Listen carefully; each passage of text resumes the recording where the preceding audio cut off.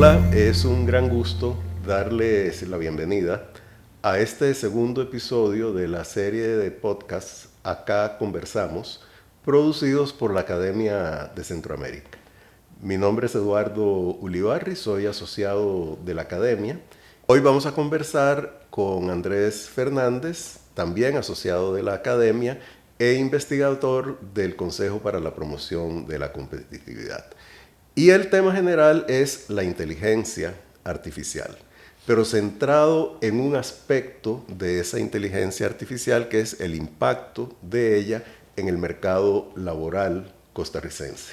Andrés realizó una investigación en ese sentido con el apoyo, con el patrocinio de la Fundación Konrad Adenauer, que se publicó conjuntamente entre la Fundación y la Academia a principios de este año 2025. Es importante tomar en cuenta, sobre todo en un ámbito técnico tan dinámico como la inteligencia artificial, que los datos recopilados por Andrés se refieren al año 2024. De allá a este momento, indudablemente el impacto de la inteligencia artificial sobre distintos ámbitos de la vida ha sido muy amplio, pero nos vamos a centrar primero en el estudio y sus resultados y posteriormente podemos avisorar un poco qué puede seguir y qué ha cambiado desde entonces. Así que bueno, bienvenido Andrés, un gusto tenerlo aquí. No, muchísimas gracias más bien por la invitación a la Academia Centroamérica. Sí, muy importante poder conversar sobre este tema. El estudio lo centramos sobre precisamente el impacto de la inteligencia artificial sobre el mercado laboral costarricense. Es decir, responder un poco a la pregunta de si la inteligencia artificial realmente va a poder o no va a poder apoyar empleos, qué tipo de empleos, cuáles son los riesgos reales de reemplazo laboral y pues proponer alguna serie de recomendaciones de política pública para el país para prepararse porque la ola de la inteligencia artificial ya está acá y todavía nos hace falta poder... Me parece importante, Andrés, que comencemos, como dicen, por el principio. O sea, si nos puede decir en palabras breves qué es la inteligencia artificial generativa, que es el concepto que usted utiliza para enmarcar su impacto en el mercado laboral costarricense. Sí, eso es muy importante porque hay muchos tipos de inteligencia artificial y el estudio nosotros, por supuesto, lo estamos centrando en uno que se llama la inteligencia artificial generativa, que básicamente son sistemas inteligentes o que por lo menos tratan de emular la inteligencia de nosotros, los humanos, esa es la intención de los desarrolladores, pero que se basan en usualmente texto. Entonces, otro concepto muy importante es el de grandes modelos de lenguaje. Una herramienta como ChatGPT, por ejemplo, cuando nació como un modelo grande de lenguaje. ¿Qué significa eso? Que utiliza un montón de información que había en distintos sitios web, prácticamente en toda la web, durante las décadas en que ha estado funcionando, analiza toda esa información, la procesa para ofrecernos o tratar de ofrecernos respuestas lo más precisas posible de acuerdo con las consultas que le hagamos. Entonces, estos modelos de inteligencia artificial generativa precisamente lo que hacen es generar respuestas, generar contenido de acuerdo con las instrucciones o las peticiones que le hagamos en cada una de las herramientas. En el caso particular del estudio, nosotros nos estamos basando en los grandes modelos de lenguaje en el sentido de que usamos herramientas que se alimentan a través de texto y que generan respuestas a través de texto igualmente. Pero hoy por hoy, como decía usted, la inteligencia artificial ha evolucionado mucho y hoy tenemos modelos que analizan imágenes, que generan videos, que generan audio, en fin, hay una nueva gama de modelos de inteligencia artificial generativa, pero el estudio lo centramos en los que se basan en texto. Perfecto. Ahora, centrándonos en el estudio y para seguir un poco la secuencia, si se quiere, lógica de su realización, ¿cuál fue el método que utilizó para poder, por lo menos, avisorar una relación entre, por un lado, inteligencia artificial generativa con grandes modelos de lenguaje y, por otro lado, impacto en el mercado laboral costarricense? Sí, primero importante hablar de los datos del mercado laboral. Nosotros utilizamos los datos oficiales del Instituto Nacional de Estadística y Censos, específicamente de la encuesta continua de empleo que publican trimestre a trimestre. Como usted decía, nos basamos en datos del año 2024. ¿Y qué nos aporta esta encuesta? No solo nos dice que hay poco más de 2 millones de personas con empleo en el país, sino que además nos dice en qué tipos de puestos de trabajo están estas personas. Entonces podemos identificar, por ejemplo, cuántos docentes de educación primaria o secundaria tenemos, cuántos doctores hay en el país, cuántos periodistas, así con todos los puestos de empleo. Eso lo analizamos tarea por tarea. ¿Qué quiere decir esto? Que para un puesto en particular, por ejemplo, docente de educación secundaria, los profesores en los colegios, los clasificadores propios del INEC nos dicen un docente de secundaria generalmente realiza X número de tareas y estas son las tareas. Y nosotros lo que hacemos es analizar para cada una de esas tareas cuál es la probabilidad o la posibilidad de que sean apoyadas por inteligencia artificial generativa. Y eso lo desarrollamos incluso nosotros mismos utilizando inteligencia artificial apoyados en la herramienta de ChatGPT. Pero en esencia lo que hacemos es tratar de clasificar tareas y una vez que clasificamos tareas podemos movernos en dos espectros. Por ejemplo, los desarrolladores de software, este puesto de trabajo, la mayoría de las tareas de un desarrollador de software pueden ser apoyadas por inteligencia artificial generativa. Y por eso no es sorpresa que sea una de las primeras posiciones o puestos laborales que se vean más amenazados por este tipo de sistemas. Mientras que hay otros, como los docentes en particular, que por ese alto grado de interacción humana que requieren es menos probable que puedan ser reemplazados en su totalidad por modelos de esta naturaleza. Y entonces, con base en eso, calculamos cuántos de los empleos en el país podrían verse apoyados o no. Usted acaba de usar dos verbos que me interesa contrastar. Uno, apoyar, y el otro, reemplazar. Mi visión del estudio, que tal vez yo lo leí desde una perspectiva muy de lo que está sucediendo en este momento, es que es un estudio relativamente optimista en cuanto al impacto de la inteligencia artificial. Porque precisamente usted habla mucho del apoyo, de la colaboración, del respaldo que los instrumentos, los mecanismos, los modelos de inteligencia artificial generativa le pueden aportar al mundo laboral, sobre todo en actividades de alto nivel intelectual, técnico, etc. Pero por otro lado, se habla mucho ahora, y usted utilizó ese verbo de reemplazar, que en el estudio no aparece. Entonces usted me podría dar un poco la visión de optimista, no tanto, entre lo que usted analizó en el mercado laboral costarricense en el 2024 y lo que ve un poco en este momento de lo que podría impactar la inteligencia artificial generativa. Claro que sí. Tal vez sería primero importante resaltar que hay otros estudios internacionales que por supuesto nosotros analizamos antes de hacer el estudio, incluyendo varios que ha hecho el último Premio Nobel de Economía del 2024, Daron Acemoglu, que reflejan un poco esa lógica de que la inteligencia artificial generativa por sí misma, por sí sola, no va a reemplazar un elevado número de empleos, sino que viene a complementar muchas de las tareas que se ejecutan, eso sí, en muchos empleos. Entonces, nosotros, la forma en que definimos ese concepto, digamos, optimista, es que al momento que analizamos cada una de las tareas de cada puesto de trabajo, lo que identificamos es que en ningún puesto de trabajo el 100% de las tareas podrían ser ejecutadas por este tipo de herramientas que aprovechan la inteligencia artificial generativa.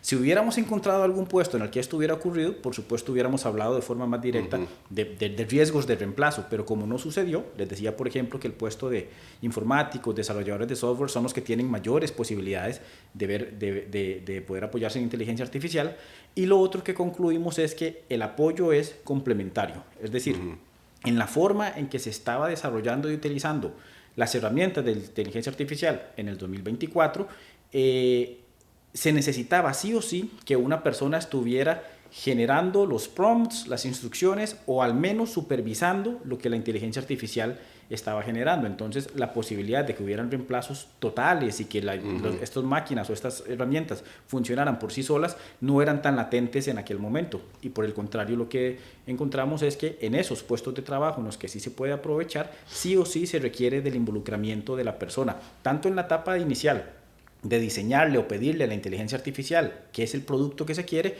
como en la etapa final, de revisar la calidad de ese producto que nos generó la inteligencia artificial, porque todavía sí permanecen algunos problemas respecto a la calidad, la veracidad, la exactitud de las respuestas o los productos que obtenemos a través de estas las llamadas alucinaciones de las que se habla. Que han reducido mucho últimamente. ChatGPT, bueno, OpenAI acaba de liberar la nueva versión de ChatGPT 5.0, que viene mucho a solucionar eso y algunos otros problemas que ya habían, pero reducir la problemática, pero por supuesto sigue sin eliminarse por completo. Y es por eso que se dice que hoy por hoy sí o sí se necesita la participación humana al momento de utilizar este tipo de herramientas, tanto a nivel académico, personal como profesional.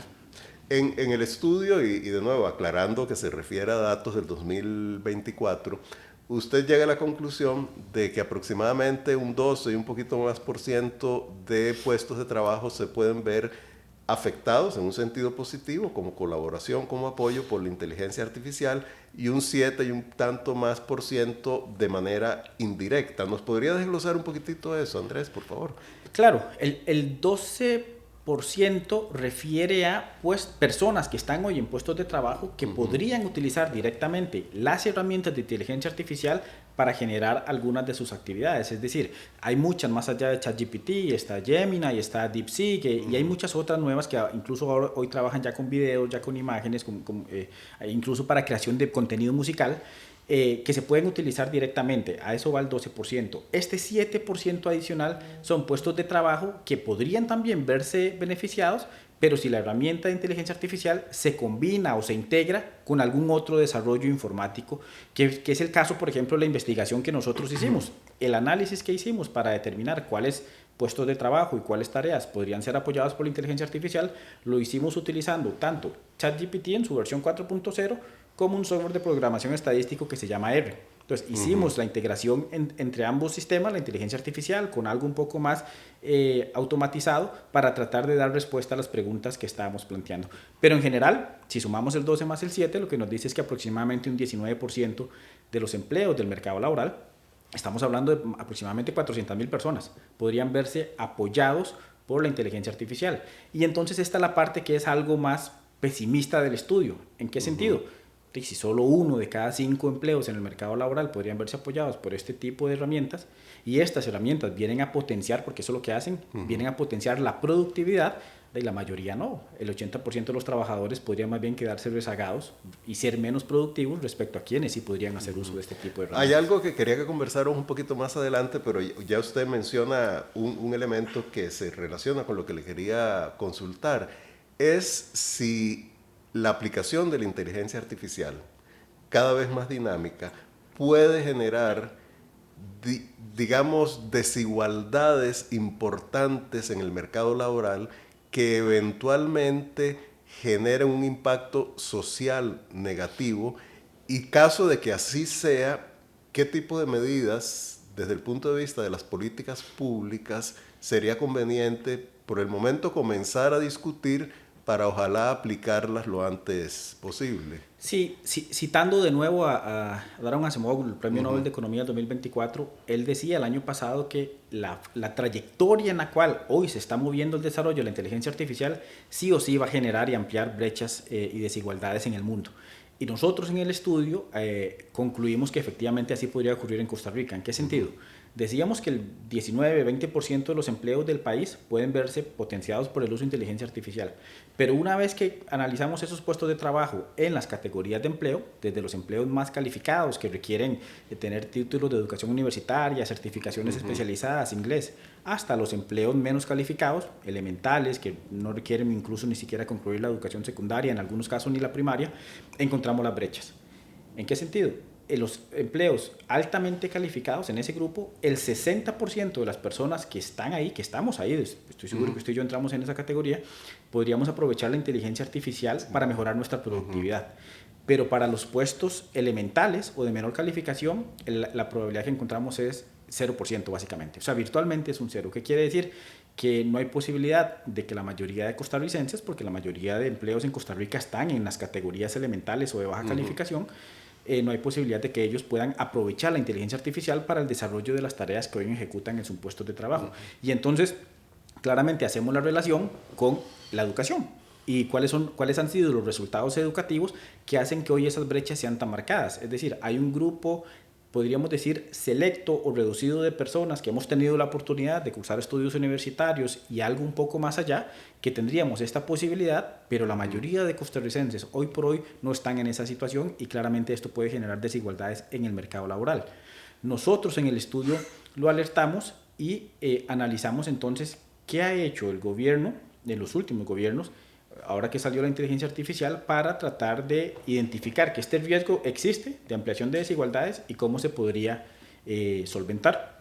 Y lo que encontramos fue la Estrategia Nacional de Inteligencia Artificial que publicó el Ministerio de Ciencia, Tecnología y Telecomunicaciones el año anterior. Y fue muy curioso porque la publicación que hicieron de la estrategia fue en octubre del 2024, identifica ese riesgo, está claramente identificado y se menciona en la estrategia. Pero una vez que publican el plan de acción en marzo del 2025, es decir, ¿qué acciones vamos a ejecutar para tratar de abordar todas las áreas de la inteligencia artificial que pueden preocupar a un país? No se encuentran acciones vinculadas a mercado laboral. Es decir, el diagnóstico sí sabe que está, pero de momento no se han diseñado acciones específicas para tratar de solventarlo, pero que ciertamente van a tener sí o sí que estar vinculadas con la mejora del capital humano de las personas que han quedado rezagadas en el sistema. Hablamos de que la mayoría de personas mayores de 25 años no han concluido ni la educación secundaria. Ese es un tema que de alguna u otra forma hay que resolver, y por supuesto cómo habilitar, facilitar que las empresas privadas puedan aprovechar este tipo de herramientas para el desarrollo de sus actividades productivas y que el gobierno no sea más bien una traba para que esto pueda ocurrir. Entonces podríamos decir que tal vez en el primer rango de políticas públicas, sin descuidar otras por supuesto, está mejorar, adaptar el sistema educativo para poder aprovechar el potencial de la inteligencia artificial y evitar, en la medida de lo posible, riesgos consustanciales a su uso. Totalmente, pero un tema muy importante es que esa recomendación ya de por sí había que atenderla desde antes de que apareciera la inteligencia artificial. Que entonces es un tema importante. Nos cae esta nueva tecnología, estas nuevas herramientas en un momento en el que no habíamos resuelto otras de las falencias que deberíamos tener de mejor posicionadas para poder aprovechar correctamente la inteligencia artificial. Le voy a poner un caso, por ejemplo, de las acciones que implementa el Ministerio de Educación Pública en escuelas y colegios. La inteligencia artificial en la mayoría de aplicaciones requiere acceso a conectividad y obviamente conectividad de banda ancha, requiere acceso a dispositivos de calidad, computadoras, tabletas, requiere claramente de profesores y tutores capacitados para enseñarlo y obviamente de ambientes de aprendizaje propicios para hacerlo. Bueno, en la mayoría de las escuelas y colegios del país estos requisitos no se cumplen. La infraestructura está en estado crítico. El año anterior y este año ha habido problemas con el Ministerio de Educación Pública para administrar las computadoras, que si llegan, que no llegan, que ya van a vencer. El Internet sigue sin resolverse realmente. El Ministerio dice que casi el 100% de las escuelas tienen Internet, lo cual es cierto, pero menos del 20% tienen Internet de calidad. De calidad, de banda ancho, de banda etcétera. Importante, sí. Exacto. Entonces, si no hemos ni resuelto esas problemáticas, ¿cómo esperamos que todos se beneficien de la inteligencia artificial? Porque si no, lo que va a ocurrir es ampliación de brechas desde el sistema educativo, claro. Desde etapas tempranas de quienes sí pueden acceder a las herramientas en sus centros educativos y quienes no, que ya de por sí coincide con las brechas que tenemos hoy en el uso de la informática educativa. Aproximadamente 1.300 centros educativos hoy por hoy tienen laboratorio de informática educativa, pero estamos hablando de que son más de 5.000 centros, los demás no. Entonces ya de por sí hay algunas desigualdades que de nuevo estaban antes de la inteligencia artificial y que si no las atendemos bien hoy, la inteligencia artificial más bien podría ampliar esas brechas. Agudizarlas en gran medida, exactamente. ¿Verdad? Ahora, hay un aspecto, usted hace poco escribió una columna en el periódico La Nación refiriéndose al uso de la inteligencia artificial como instrumento pedagógico, por plantearlo en términos muy generales, sí. Y hablaba a partir de estudios internacionales cómo hay formas adecuadas e inadecuadas de utilizar ese instrumento. ¿Nos podrías dar un poquito de información al respecto? ¿Y qué es lo que deberíamos tomar aquí en Costa Rica en cuenta precisamente dentro de las políticas educativas? Si ya las redes sociales habían posicionado el problema de la desinformación y de las informaciones no veraces de forma amplia en la humanidad, la inteligencia artificial vino a aumentar todavía los riesgos de desinformación mucho más, porque ahora la generación de contenido de alta calidad a través de estas herramientas, por ejemplo, un podcast como este en el que estén dos personas conversando, ya se puede hacer por inteligencia artificial, viene a ampliar esos riesgos.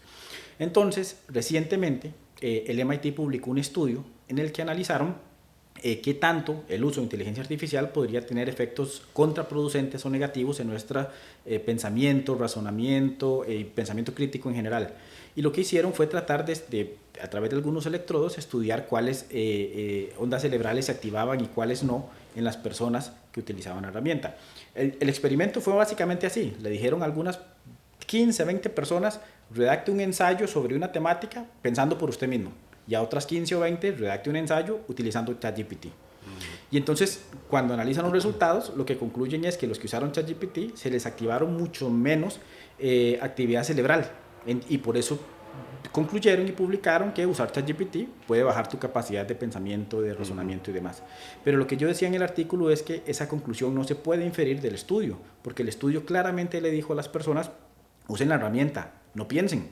Entonces, claramente, si te dicen no penses, tu actividad cerebral no es un apoyo, sino exacto, simplemente una sustitución, exacto, si se quiere. Pero el estudio, como fue publicado por el MIT, ha sido ampliamente reproducido y ahora queda en el imaginario muchas personas que usar herramientas de inteligencia artificial es negativo porque puede bajar tu capacidad de pensamiento y de razonamiento, y el estudio no permite avanzar hacia esa conclusión.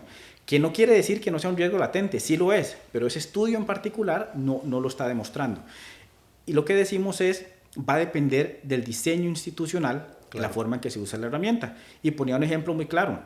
En educación, hace poco el sistema educativo de Brasil introdujo una herramienta que lo que hace es asesorar o dar tutorías a estudiantes, también para la redacción de textos. ¿Qué hace la herramienta? El estudiante redacta, se la revisa y le da recomendaciones, tal y como lo haría el mismo docente. Lo que pasa es que los docentes a veces no tienen capacidad de leer el ensayo de sus 40 estudiantes de clase y en la siguiente clase, entonces viene a complementar la labor docente.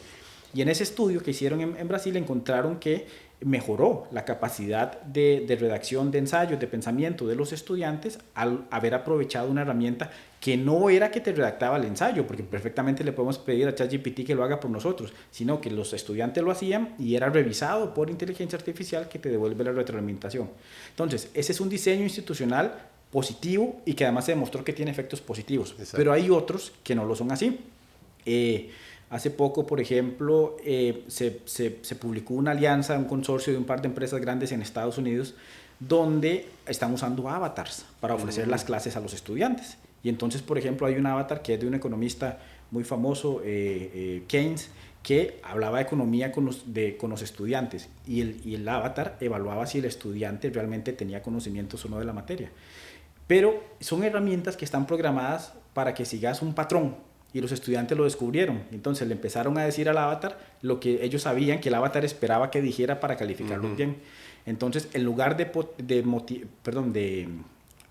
potenciar el pensamiento crítico, los estudiantes lo que hacían era darle las respuestas de libreto que la herramienta manipulaban al avatar. Exacto, en gran medida. Exacto, ese es un mal diseño institucional. Exacto. O por ejemplo, en los que estamos en el mundo académico de publicaciones como este estudio, a veces tenemos que enviar los estudios a revisión por pares, ¿verdad? Para que los revisen otros y los juzguen, los critiquen y mejorar la calidad del estudio.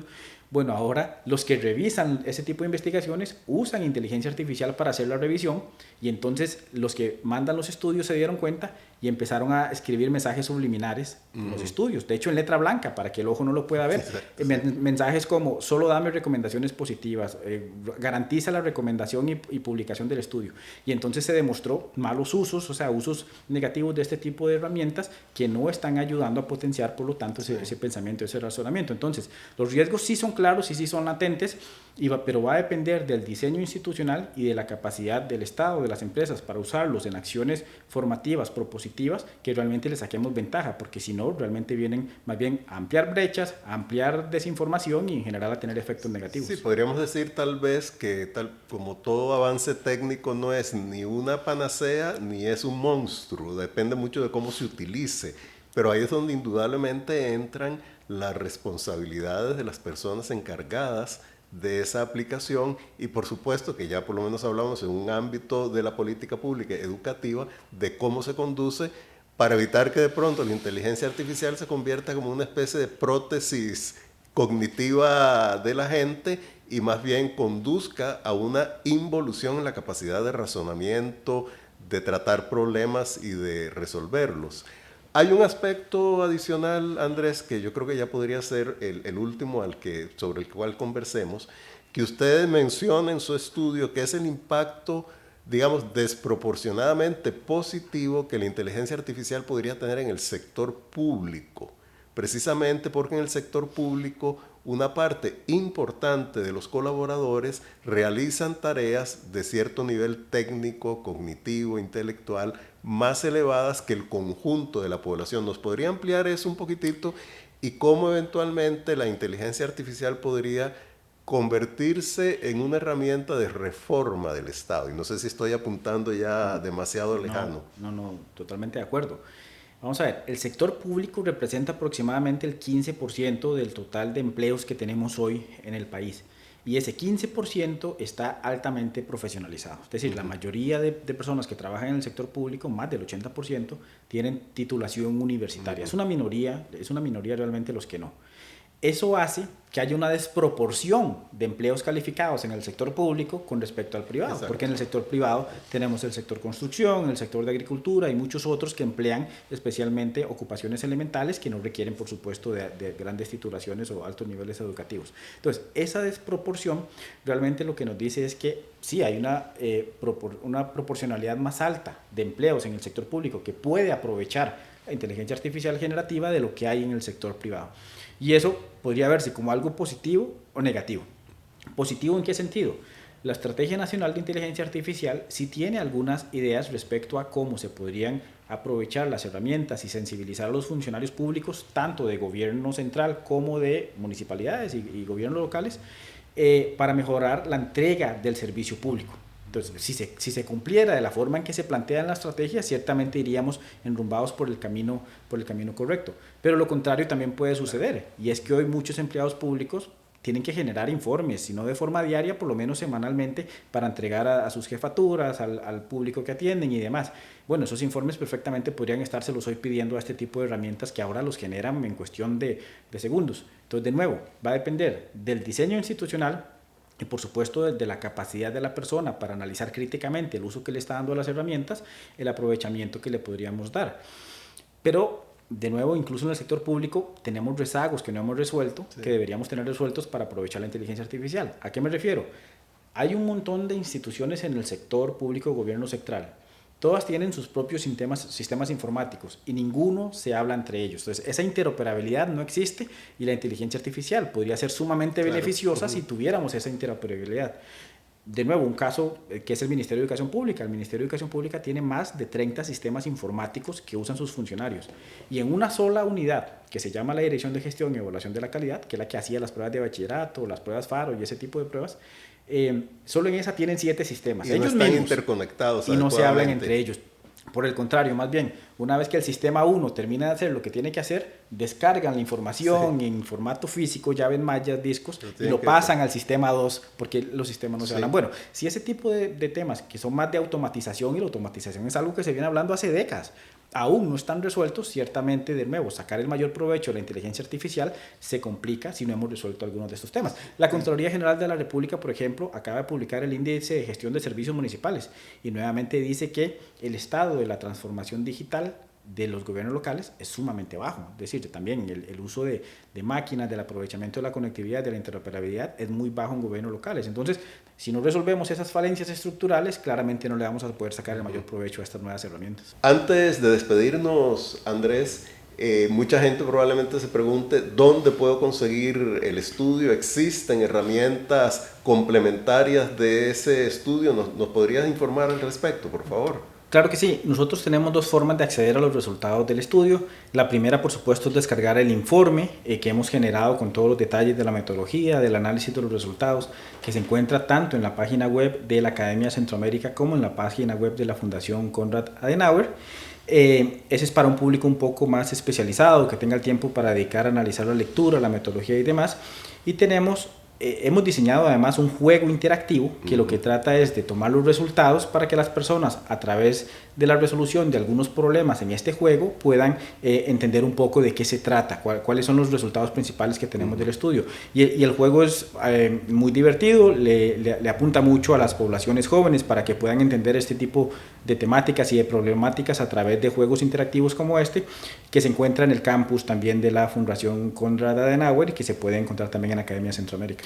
Además de la publicación del informe y de este juego interactivo, también tenemos un chatbot que hemos diseñado y entrenado con inteligencia artificial con base en los resultados del estudio, ¿Para qué? Para que se puedan hacer consultas directamente, tal y como se usan otro tipo de herramientas de inteligencia artificial, y que te va a devolver respuestas basadas en los análisis y los resultados que hicimos en el estudio, que es otra forma también de entender el estudio, de preguntar las cosas concretas que tal vez las personas quieren saber y acceder a una respuesta rápida, de nuevo, de un modelo que entrenamos con inteligencia artificial con base en los resultados del estudio.